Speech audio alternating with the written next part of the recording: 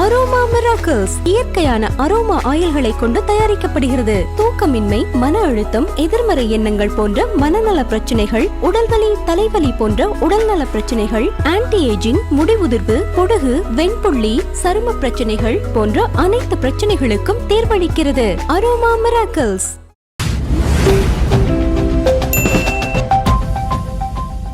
இந்த எஸ்ஆர் குறித்து தமிழக வெற்றி கழகம் சார்பில் அந்த கண்டன ஆர்ப்பாட்டம் நடந்துருது. இதுல 2 பேர் மேல இந்த வழக்கு பதிவு பண்ணியிருக்காங்க. விஜய் தொடர்ந்து இந்த மாதிரி சிறுமைப்படுத்துறதும் இந்த மாதிரி நெருக்கடிகள் கொடுக்கறதும் பண்ணி விஜய் தானாவே வளர்த்து விடுறாங்களா சார் திமுக? ஆனா உண்மையில திமுக அப்படி நினைக்காது. என்ன, எந்த காலத்திலும் தன்னுடைய எதிரிகள் வளரக்கூடாதுன்னு நினைக்கிற ஒரு கட்சி தான் திமுக. நீங்க கடந்த காலத்தை அப்படியே புரட்டி பார்த்தீங்க அப்படின்னா, திமுகவுக்கு எதிராக ஒரு சக்தி அப்படி கிளம்பி வரும்போது பார்த்தீங்கன்னா, இவங்க அவங்களுடைய பெயரை கூட உச்சரிக்க மாட்டாங்க. முக்கியமாக திமுக தலைவராக கருணாநிதி இருந்த போதும் இதெல்லாம் நடந்திருக்கு. அப்படி ஒரு கிசுகிசுல எழுதுகிற மாதிரி அப்படி பூடகமாக அவரை குறிப்பிடுற மாதிரி பேசுவாங்களே தவிர அவருடைய பெயரை குறிப்பிட்டு பேசவே மாட்டாங்க. அதோட அர்த்தம் என்ன அப்படின்னா, இவங்கெல்லாம் நமக்கு சமமான ஆள் கிடையாது, நம்மோடு மோதுகிற அளவுக்கு இந்த எதிரி நம்மளுடைய சமமான எதிரி இல்லை அப்படிங்கிற அந்த மனப்பான்மை தான். ஒன்று இப்போ உதாரணத்துக்கு எடுத்துக்கணும் அப்படின்னா, இப்போ விஜய் கட்சி ஆரம்பிக்க போகிறார் அப்படிங்கிற தகவல் வந்த பிறகும், கட்சி தொடங்கிய பிறகும், இப்போ திமுகவை சேர்ந்த ஸ்டாலினோ உதயநிதியோ பார்த்தீங்கன்னா விஜய் குறித்து நேரடியாக எந்த விமர்சனமும் கருத்தும் சொல்லலை. ஆனால் அவர்கள் சொல்கிற கருத்து எல்லாமே விஜய் குறிவைத்து தான் அப்படிங்கிறத ஈஸியாக நம்மளால புரிஞ்சுக்க முடியும். விஜய் கட்சி ஆரம்பிக்கும் போது கேட்குறாங்க, நாங்கள் சினிமா செய்தியெல்லாம் படிக்கிறது இல்லைன்னு ஒரு கருத்து சொன்னார். ஸோ இந்த லெவலுக்கு தான் இவங்க விஜயை வச்சுருந்தாங்க. இவரெல்லாம் ஒரு ஆள் இல்லை, இவரால் நமக்கு எந்த பாதிப்பும் வராது அப்படிங்கிறது தான் அவங்களுடைய எண்ணம். ஆனால் அதுக்கப்புறம் நடந்த சம்பவங்கள்லாம் பார்க்கும்போது விஜய் மிகப்பெரிய சக்தியாக உருவெடுத்து விட்டார் அப்படிங்கிற யதார்த்தம் அவங்களுக்கு புரிஞ்சிருச்சு. இப்போ அடுத்த கட்ட வேலையை ஆரம்பிச்சிட்டாங்க. அதாவது மக்கள் மத்தியில் அவருக்கு இருக்கிற அந்த செல்வாக்க குலைக்கிற வேலையை ஆரம்பிச்சிட்டாங்க. இன்னொரு பக்கம் உங்களுக்கு தெரியும், இப்ப தாவேகா கட்சி தொடங்கிய பிறகு ஆரம்பத்துல பாத்தீங்கன்னா ஒரு பெருசா செயல்பாடுகள்லாம் ஒன்று சொல்லிக்கிற மாதிரி இல்லை. ஸோ இப்ப தேர்தல் நெருங்குற நேரத்துல பாத்தீங்கன்னா பல்வேறு போராட்டங்கள்லாம் அவங்க முன்னெடுக்கிறாங்க. அப்படி ஒரு போராட்டமாக இந்த எஸ்ஏஆர் குறித்த ஒரு ஆர்ப்பாட்டத்தை அவங்க பண்ணாங்க. இந்த இதுல இவங்க என்ன பண்றாங்க அப்படின்னா, இப்போ ஒரு போராட்டம் நடக்குது, ஒரு ஆர்ப்பாட்டம் நடக்குது, ஒரு உண்ணாவிரத போராட்டம் நடக்குது அப்படின்னா அங்க தொண்டர்கள் பல பேர் கூடுவாங்க, அதுக்கப்புறம் கலைஞ்சு போயிடுவாங்க. அவங்க போனதுக்கு அப்புறம் பார்த்தீங்கன்னா அந்த இடத்துல பார்த்தீங்கன்னா ஒரு சின்ன சின்ன சேதாரங்கள்லாம் இருக்குல்ல. உதாரணத்துக்கு ஒரு நடைபாதை ஓரமாக இந்த இரும்பு கம்பிகள் இருக்கும், அதில் ஒரு 10 பேர் போய் உட்காருவான், அது உடஞ்சி கீழே விழுவோம். ஸோ இந்த மாதிரியான சின்ன சின்ன சேதங்களை எல்லாமே கணக்கில் எடுத்துக்கிட்டு அதை அந்த கட்சி மேல் வசூலிக்கிறதுக்கான ஒரு முயற்சி. அது ஏற்கனவே அப்படி ஒரு சட்டம் இருப்பதால் பார்த்தீங்கன்னா இதையெல்லாம் வச்சு ஒரு வழக்காக மாற்றி அந்த கட்சியை அச்சுறுத்துறது. பொதுவாகவே அரசியல் கட்சிகள் இது போன்ற வழக்குகளுக்கெல்லாம் பயப்பட மாட்டாங்க. எத்தனையோ வழக்கை பார்த்தாச்சு, நீ போடுப்பா அப்படின்ட்டு. இன்னும் சொல்ல போனால் இது மாதிரி போராட்டம் நடக்கும்போது எங்களை கைது பண்ணுனே போய் போலீஸ்கிட்ட தகராறு பண்ணுறதெல்லாம் நம்ம பார்த்துருக்கோம். ஆனால் தாவேகாவை பொறுத்த வரைக்கும் இப்போத்தான் அரசியலுக்கே வந்திருக்காங்க. அவங்கள பொறுத்த வரைக்கும் கைது, ரிமாண்ட் அப்படின்னா உண்மையிலே ஒரு பெரிய அதிர்ச்சியாக தான் இருக்கும். கிட்டத்தட்ட அவர்களுடைய இந்த மனநிலையை இவங்க புரிஞ்சுக்கிட்டு இப்போ ஒவ்வொரு கூட்டத்துக்குமே இந்த மாதிரி வழக்கு அப்படிங்கும்போது ஒரு கட்டத்தில் அந்த நிர்வாகிகளே பயந்து தெரிச்சு ஓடிடுவாங்கன்னு இவங்க கனவு காண்றாங்க. பட் அது நடப்பதற்கு வாய்ப்பு இல்லை. இன்னும் சொல்லப்போனால் நீங்கள் இந்த மாதிரி பண்ணுறதையெல்லாம் மக்கள் பார்த்துக்கிட்டே இருக்காங்க. எப்போ அந்த கட்சிக்கு இப்படி ஒரு அணுகுமுறை இருந்தது, இந்த கட்சி பண்ணும்போது இந்த மாதிரி பண்ணுறீங்களே, அப்போ நீங்கள் விஜய் மேலே காழ்ப்புணர்ச்சியாக இருக்கீங்க அப்படின்னு மக்கள் புரிஞ்சுக்கிட்டாங்க அப்படின்னா அது திமுக மீது கோபமாக திரும்பும். இன்னொரு பக்கம் அந்த வருகிற சட்டமன்ற தேர்தலில் அது தாவேகாவுக்கு ஆதரவான வாக்குகளாகவும் மாறும். இந்த அபாயத்தை இவங்க புரிஞ்சுக்கிட்டாங்கன்னா சரிதான். அந்த கண்டன ஆர்ப்பாட்டத்திலேயே ஆதவர்ஜனா சொல்லியிருப்பாரு, இப்போ போன வாரம் திமுக நடத்துறாங்க, அதுல 5 அடிக்கு மேடை போறாங்க, இப்ப நாங்க பண்ணா மட்டும் 3 அடிக்கு மேடை போகணும், இதெல்லாம் மீறி போட்டா இந்த மாதிரி வழக்கு பதிவு பண்றாங்கன்றதையும் ஆதவர்ஜனா அவர்கள் சொல்லியிருந்தாரு. அதுதான் பொதுவாகவே இந்த காவல்துறை நிபந்தனை விதிக்கிறது அப்படிங்கிறது ஒரு காலமாக இருப்பதுதான். இன்னும் சொல்லப்போனா அது ஒரு கண் துடைப்பு நடைமுறை தான். இப்போ உதாரணத்துக்கு இத்தனை மணிலேருந்து இத்தனை மணி வரைக்கும் தான் நீங்க போராட்டமோ ஆர்ப்பாட்டமோ நடத்துறதுக்கு அனுமதி கொடுக்குறேன்னு அவங்க கொடுப்பாங்க. ஆனால் அதை தாண்டி 1 மணி நேரம் 2 மணி நேரம் எக்ஸ்டெண்ட் ஆகும். அதையெல்லாம் கடந்த காலங்களில் போலீஸ் பெருசாக கண்டுகிட்டது இல்லை, அதற்காக வழக்கு போட்டதும் கிடையாது. ஆனால் இப்போ பார்த்தீங்கன்னா இந்த தாவேகாவை அச்சுறுத்துவதற்காக இந்த சின்ன சின்ன விஷயங்களையெல்லாம் இப்போ 10 மணி வரைக்கும் தான் உங்களுக்கு டைமு, 10 வரைக்கும் அது நீண்டிச்சுன்னா எதுக்கு நீங்கள் 10 நிமிஷம் அதிகமாக அந்த போராட்டத்தை நடத்துனீங்கிற மாதிரிலாம் அவங்க மேலே வழக்கு பதிவு செய்கிறாங்க. இது சரியான விஷயம் இல்லை. என்னை பொறுத்த வரைக்கும் சட்டம் என்பது எல்லாருக்கும் பொதுவானதாக இருக்கணும். அதுதான் முக்கியமானது. அது திமுகவாக இருந்தாலும் சரி, தாவேகாவாக இருந்தாலும் சரி, மற்ற கட்சியாக இருந்தாலும் சரி, காவல்துறை சட்டத்தின் பார்வையில் எல்லாருமே சமமா தான் இருக்கணும். ஆனா துரதிருஷ்டவசமாக இங்கு அப்படி இல்லை. காவல்துறையும் பார்த்தீங்கன்னா ஆளுங்கட்சி அப்படின்னா அதற்கு ஒரு மாதிரியான அணுகுமுறை, எதிர்கட்சிகள் கூட்டம் அப்படின்னா அதற்கு வேறு மாதிரியான அணுகுமுறை அப்படிங்கிறது அவங்க தொடர்ந்து பண்ணிக்கிட்டு தான் இருக்காங்க. இல்ல சார், இவ்வளவு பெரிய கண்டன ஆர்ப்பாட்டம் வந்து நடக்கிறது, தமிழ்நாடு ஃபுல்லா நடக்குதுன்னு சொல்றாங்க. ஆனா விஜய் எங்கேயுமே வந்து பங்கேற்க மாட்டார். விஜய் வந்து பனையூர்லயே இருக்காரு. அந்த விமர்சனம் வருதே இல்லை சார். அதாவது இந்த கேள்வியை அப்பாவி மக்களோ இல்லை ஒரு பாமர மக்களோ கேட்டாங்க அப்படின்னா அதை வந்து நம்ம கருத்து சொல்றதுக்கு ஒன்றும் இல்லை. என்னன்னா இப்போ அவர்களுடைய பார்வை புரிதல் அவ்வளவுதான் அப்படின்னு நம்ம கடந்து போயிடலாம். ஆனா கொஞ்சம் விவரம் தெரிந்தவர்களும் ஊடகங்களும் இப்படிப்பட்ட கேள்விகள் எழுப்புவதை தவிர்க்கணும்னு நினைக்கிறேன். என்ன காரணம் அப்படின்னா, பொதுவாகவே ஒரு அரசியல் கட்சியின் தலைவர் அப்படின்னா ஒவ்வொரு போராட்டத்திலையுமே வந்து அவர் கலந்துக்கணும். அதுதான் சரி, அதுதான் நியாயம், அதுதான் நடைமுறை. ஆனா இந்த விஷயத்துல வந்து விஜயை வந்து ஒரு விதிவிலக்கா நான் பார்க்கணும்னு நினைக்கிறேன். என்னன்னா உங்களுக்கே தெரியும், ஒரு 3 மாசம் 6 மாசத்துக்கு முன்னையெல்லாம் விஜய் ஏன் மக்களை சந்திக்கல, இவர் களத்துக்கு வராத வரைக்கும் அரசியல்ல ஜெயிக்க முடியாது, இவர் ஒரு அன்ஃபிட் அப்படின்னு இதே வாய் தான் சொன்னது. ஆனா கரூர் சம்பவத்துக்கு அப்புறம் பாத்தீங்கன்னா இப்ப நம்மளுடைய கருத்திலேயே ஒரு பெரிய மாற்றம் வந்திருக்கு. கிட்டத்தட்ட இந்த மாற்றம் மற்றவர்களுக்கும் வரணும்னு நினைக்கிறேன். என்னன்னா விஜய் வந்து இன்னைக்கு ஒரு அரசியல் கட்சியின் தலைவராக இருந்தாலும் மக்கள் பார்வையில், தாவேகா தொண்டர்கள் பார்வையில் அவர் இன்னும் சினிமா நடிகனா தான் தெரிகிறாரு. ஒரு சினிமா நடிகன் மீது இந்த பாமர மக்களுக்கு என்ன மயக்கம் இருக்குமோ அந்த மயக்கம் விஜய் மீது இன்னும் இருக்கு. இன்னும் சொல்ல போனா இன்னும் அதிகமா இருக்கு.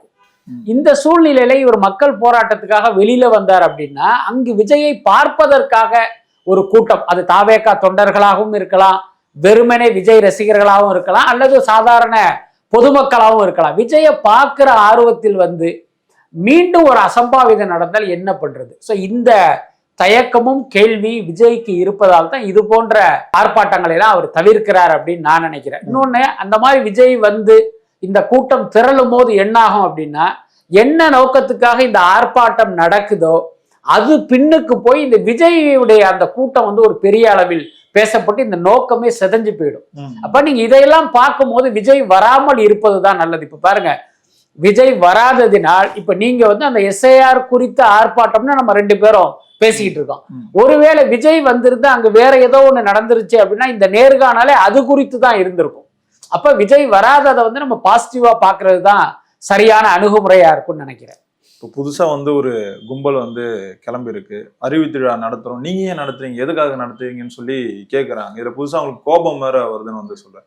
அறிவிற்கும் வந்து அறிவு திருவிழா வந்து நடத்துவான், அறிவில்லாத தான் இந்த மாதிரி கேள்வி கேட்பேன்னு சொல்லிட்டு உதயநிதி ஸ்டாலின் வந்து மறைமுகமா வந்து விஜயை வந்து தாக்கி இருக்காரு. இதை எப்படி பாக்குறீங்க சார்? அதாவது ஒரு சினிமாவில் நடிப்பதற்கு ஒரு நடிகர் 250 கோடி ரூபாய் சம்பளம் வாங்குறாரு. அறிவு இல்லை அப்படின்னா இது சாத்தியமா? இந்த கேள்விக்கு மட்டும் உதயநிதி ஸ்டாலின் வந்து பதில் சொல்லட்டும். ஏன்னா இங்கு எத்தனையோ நடிகர்கள் இருக்காங்க. இன்னும் சொல்லப்போனா விஜய் மாதிரியே ஒரு பெரிய நடிகராக பேசப்படுகிற அஜித் இருக்காரு. ஏன்னா அவருடைய சம்பளம்லாம் பார்த்தீங்கன்னா இன்னும் ஒரு 115 120 இந்த ரேஞ்சில் தான் இருக்கு. அதை தாண்டி வந்து நகர மாட்டேங்குது. அப்படி இருக்கும்போது 250 கோடி ரூபா ஒருத்தர் சம்பளம் வாங்குறாரு அப்படின்னா அப்போ அவர் எவ்வளோ பெரிய ஸ்மார்ட்டா இருக்கணுங்கிறத நம்ம புரிஞ்சிக்க வேண்டியதுதான். தமிழ்நாடு அளவில் மட்டும் இல்லை, நீங்க இந்திய அளவிலும் அதிக சம்பளம் வாங்குகிற நடிகர்களில் முக்கியமான இடத்துல வந்து விஜய் இருக்கிறாரு. அப்படி இருக்கும்போது நீங்க ஜஸ்ட் லைக் தட் அப்படின்னு உங்களுக்கு அறிவு இல்லை அப்படின்லாம் சொல்லிட முடியாது. அதுக்கு அடுத்து விஜய் வந்து உங்களை விமர்சனம் செய்தது நீங்க அறிவு திருவிழா நடத்தியது குறித்து அவர் விமர்சனம் பண்ணல. அறிவு திருவிழாவில் அது குறித்து பேசாமல் தாவேக்காவை கழுவி ஊத்துற வேலையை மட்டுமே நீங்க பண்றீங்க அப்படிங்கிறத தான் அவர் சுட்டி காட்டுறாரு. அதுக்கு உங்களுடைய பதில் என்ன? நான் உங்களை பேசலைங்க, நீங்க வந்து வேற மாதிரி புரிஞ்சுக்கிட்டீங்க அப்படின்னு வேற ஏதாவது ஒரு பதில் சொல்லுங்க. அதை விட்டுட்டு இந்த மாதிரியான ஒரு பதில்ங்கிறது ஒரு ஏற்புடைய பதில் இல்லை. பட் அதே நேரம் விஜய்க்கு தெரியாத விஷயம் அல்லது விஜய் மறந்து போன விஷயமாக நான் பார்க்கறது என்ன அப்படின்னா, இது வந்து திமுகவுக்கு புதுசே கிடையாது. திமுக ஒரு கல்யாண வீட்டுக்கு போனாலே அங்க மணமக்கள் குறித்து ஒரு வார்த்தை கூட பேச மாட்டாங்க. மணமக்களை வாழ்த்துவதற்கு தான் அந்த நிகழ்ச்சிக்கே போயிருப்பாங்க. அதுக்காகத்தான் அந்த திருமணத்தை ஏற்பாடு செய்த குடும்பத்தினர் வந்து அவ்வளோ செலவு பண்ணி அந்த ஏற்பாட்டை பண்ணுவாங்க. ஆனா ஒரு சம்பிரதாயமாக கூட அந்த மணமக்களை வாழ்த்துகிறோம்னா பேசாம மைக்க பிடிச்சவனே பாத்தீங்கன்னா அவர்களுடைய அரசியல் எதிரிகளை வசைபாட ஆரம்பிச்சிருவாங்க. அதாவது திருமணம்ங்கிறது ஒரு சுப நிகழ்ச்சி. அங்க பாத்தீங்கன்னா அந்த எதிரிகளை வந்து ரொம்ப ஒரு மோசமான வார்த்தைகளாலெல்லாம் இவங்க வந்து விமர்சனம் பண்ணி பேசுவாங்க. அதனால இந்த இடம் பொருள் ஏவல் தெரியாமல் எல்லா இடங்களிலும் அரசியல் செய்கிற ஒரு கட்சினா அது திமுக கட்சி தான். அந்த அடிப்படையில தான் அறிவு திருவிழாவிலும் இவங்க வந்து அரசியல் பேசியிருக்காங்க. இது விஜய்க்கு வந்து புரிஞ்சிருச்சு அப்படின்னா, எப்பா இவங்க சுபாவமே இப்படித்தாம்பா, வேற வேலையை பாருங்கன்ட்டு அவர் கடந்து போயிருக்கலாம். ஒருவேளை இதெல்லாம் அவருக்கு புதுசாக தெரிந்ததால் அதுக்கு அவர் வந்து ரியாக்ட் பண்ணி அதுக்கு அவங்க இப்படி ஒரு பதிலை கொடுத்துருக்காங்க. எப்படி போலீஸ் வந்து திருடனை கண்டா பயமோ அதே மாதிரி இவங்களுக்கு வந்து அறிவுன்னு சொன்னாலே வந்து அலர்ஜின்னு வந்து சொல்றாரு. இப்போ இந்த சுகாதார மேம்பாடை பத்தி பேசினா நம்ம கிருமியை பத்தி பேசிதான் ஆகணும்னு வந்து சொல்றாரு. இது எல்லாமே வந்து விஜயை தான் தாக்குதா நம்ம எடுத்துக்கலாம். இல்ல, அதை மக்கள் தான் சொல்லணும். அவர் வந்து கிருமியா கிருமி நாசினியா அப்படிங்கிறத மக்கள் தானே சொல்லணும். அதை நீங்க சொல்ல முடியாது.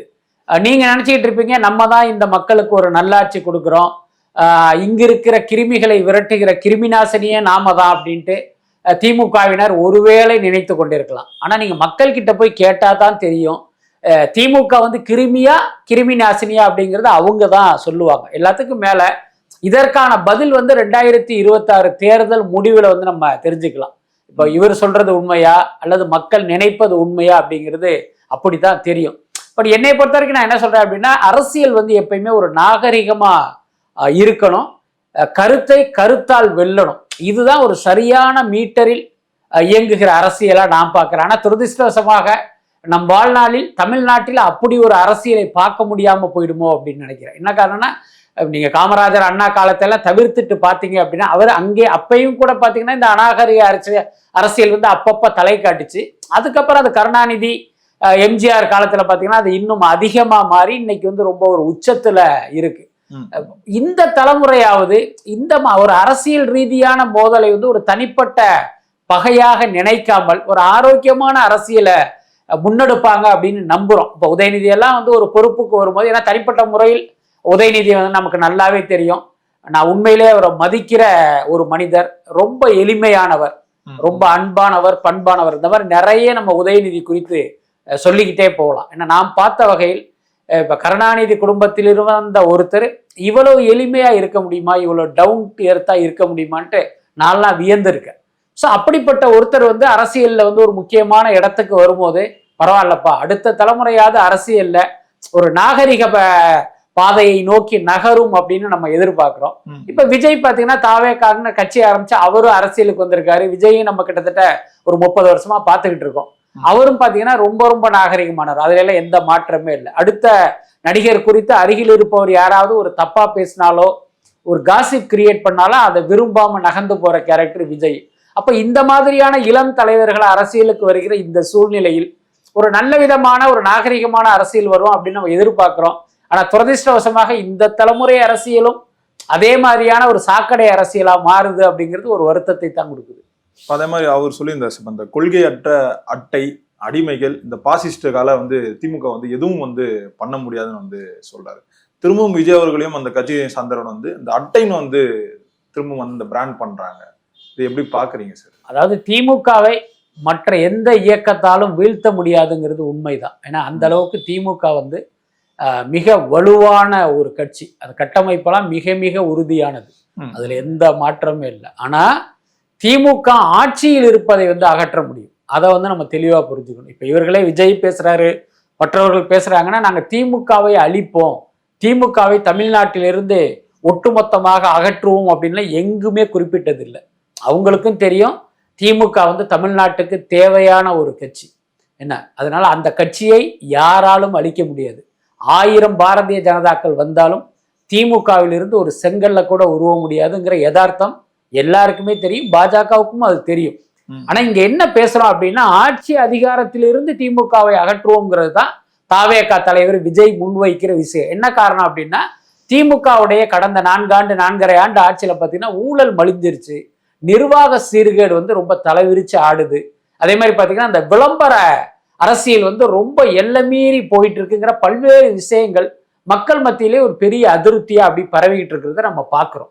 அப்ப அப்படிப்பட்ட ஒரு கட்சியை அந்த ஆட்சி அதிகாரத்திலிருந்து அகற்றணும் அப்படின்னு அவங்க சொல்றாங்க.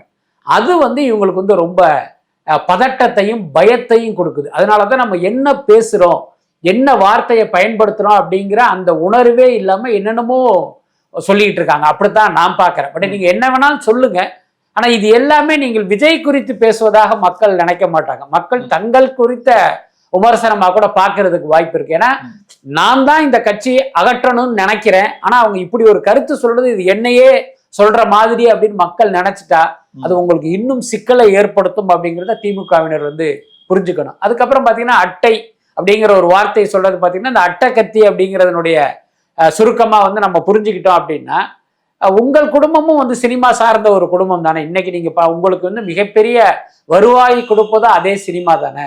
நீங்க சொல்ல போனா உங்களுடைய அடுத்த தலைமுறை இன்பன் உதயநிதியை நீங்க அட்டகத்தியா மாத்துறதுக்கு தானே இப்போ ஒரு முயற்சி பண்றீங்க. போய் பாண்டிச்சேரியில போய் ஒரு நடிப்பு ஸ்கூல்ல அவருக்கு நடிப்பு பயிற்சி கொடுக்குறீங்க. மாரி செல்வராஜுங்கிற ஒரு மிகச்சிறந்த இயக்குனரை பிடிச்சி இவரை கதாநாயகனை வச்சு படம் பண்ணுங்கன்றீங்க. இதெல்லாம் எதுக்கு? இன்பன் இது சினிமா நடிகரா அவர் சம்பாரிச்சு நீங்க சாப்பிடணுங்கிற நிலைமையில இருக்கீங்க? கிடையாது. அவருக்கு சினிமா மூலமாக ஒரு பிரபலத்தை ஏற்படுத்தி மக்கள் கிட்ட அவருடைய முகத்தை பரிச்சயப்படுத்தி அதுக்கப்புறம் அவர் அரசியல்ல 4வது தலைமுறையா இறக்கணும் அப்படிங்கிற அந்த திட்டத்துல தானே பண்றீங்க. அப்ப அட்டகத்தின்னு நீங்க எதை கேவலமா பேசுறீங்களோ அதே விஷயத்த உங்கள் குடும்பத்துக்காகவும் நீங்க பண்றீங்கல்ல. அப்படி இருக்கும்போது இந்த விமர்சனத்தை நீங்க எப்படி வைக்க முடியும்? இப்ப நீங்களோ நானோ சினிமா நடிகர்கள் பார்த்து அட்டகத்தின்னு சொல்லலாம். நான்லாம் லட்சம் முறை சொல்லியிருக்கேன். ஏன்னா அப்படி அவர்களை விமர்சனம் பண்ணுவதற்கான உரிமையும் தகுதியும் நமக்கு இருக்கு. ஆனா அந்த தகுதி இவர்களுக்கு இல்லை அப்படிங்கிறத நாங்க சுட்டி காட்ட விரும்புகிறோம். அந்த பீகார் தேர்தல் முடிவுகள் ரிலீஸ் ஆகி பெரிய ஒரு பரபரப்பை ஏற்படுத்தி இருந்தது சார். இப்ப ராகுல் காந்தியோட நிலைமை தான் விஜய்க்கும் இந்த 2026 தேர்தலில் கிடைக்கும் சொல்றாங்க. அதுக்கெல்லாம் வாய்ப்பே கிடையாது. நீங்க பீகார் நிலவரம் வேறு, தமிழ்நாட்டு நிலவரம்ங்கிறது வேறு. அதுக்கு அடுத்து பார்த்தீங்கன்னா பீகார் தேர்தல் முடிவுகளை கவனிச்சிங்க அப்படின்னா அந்த பீகாரில் அந்த தேசிய ஜனநாயக கூட்டணிக்கு வெற்றியை கொடுத்தது பீகார் மக்கள் இல்லை, தேர்தல் ஆணையம் அப்படிங்கிறத நம்ம புரிஞ்சுக்கலாம். நீங்க கூட பார்த்துருப்பீங்க, நேற்றிலிருந்து ஒரு செய்தி வந்துகிட்டு இருக்கு. பல தொகுதிகளில் அந்த பாஜகவினர் வாங்கிய வாக்குங்கிறது ஒரே மாதிரி இருக்கு, ஒரே நம்பர்ல இருக்கு. 1 ஓட்டு 2 ஓட்டு கூட மாறாம எக்ஸாக்டா அதே நம்பர் பல்வேறு தொகுதிகளில் பாஜக வெற்றி பெற்றவர்களுக்கு கிடைச்சிருக்கு. நீங்க சொல்லுங்க, இது எப்படி சாத்தியம்?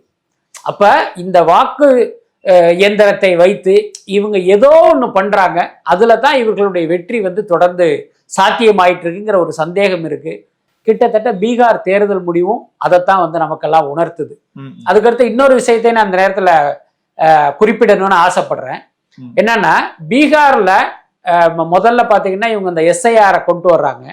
அப்ப பாத்தீங்கன்னா 65 லட்சம் வாக்காளர்கள் வாக்காளர் பட்டியலிருந்து நீக்கப்பட்டதாக ஒரு குற்றச்சாட்டு வருது. அதை தொடர்ந்து தான் இந்த எஸ்ஐஆர் அப்படிங்கிறதே பரபரப்பாக பேசப்பட்டு இந்திய அளவில் பெரிய அளவுல பேசப்பட்டது. கரெக்டா? அன்னைக்கு பீகாருடைய மொத்த வாக்காளர்களுடைய எண்ணிக்கை 7,02,00,000. இப்ப இந்த 7,02,00,000த்துல 65 லட்சம் வாக்காளர்கள் நீக்கப்பட்டுட்டாங்க. இப்ப இவர்கள் நீக்கப்பட்டது குறித்து தான் இங்க போராட்டமே நடந்துகிட்டு இருக்கு. கடைசியாக இறுதி வாக்காளர் பட்டியலில் பார்த்தா 7,45,00,000 வாக்காளர்கள் இருக்காங்க. இது எப்படி சாத்தியம்? ஏற்கனவே இருந்த 7 கோடியிலேயே நீங்க 65 லட்சம் பேரை நீக்கிட்டீங்க. இதெல்லாம் போலி வாக்காளர்கள் அப்படின்னு சொல்லி அவங்கள கட்டம் கட்டிட்டீங்க. அப்புறம் எப்படி ஏற்கனவே இருந்ததை விட 43 லட்சம் வாக்காளர்கள் அதிகம் எப்படி அது உள்ளார வர்றாங்க? அப்ப நீங்க இந்த மாதிரியான விஷயங்களை எல்லாம் தொகுத்து பார்க்கும் போதே பீகாருடைய பாஜக வெற்றி அப்படிங்கிறது நியாயமாக மக்கள் கொடுத்த வெற்றி இல்லை அப்படிங்கிறது ஈஸியா புரிஞ்சுக்க முடியும். ஸோ அரசியலை ரொம்ப நுட்பமா பார்க்குற எல்லாருக்குமே இந்த விஷயம் தெளிவா புரியும். அப்படி இருக்கும்போது பீகாரில் காங்கிரஸுக்கு கிடைத்த தோல்வியை வைத்து தமிழ்நாட்டிலும் விஜய்க்கு அப்படி ஒரு தோல்வி கிடைக்கும் அப்படிங்கிறது ஒரு மிகப்பெரிய நகைச்சுவையா தான் பாக்குறேன். அப்படி சொல்றவங்க அரசியலை ஜஸ்ட் லைக் தட்னு ஒரு நுனிப்புள் மேய்கிற மாதிரி மேலோட்டமா பாக்குறதா தான் நான் பாக்குறேன்.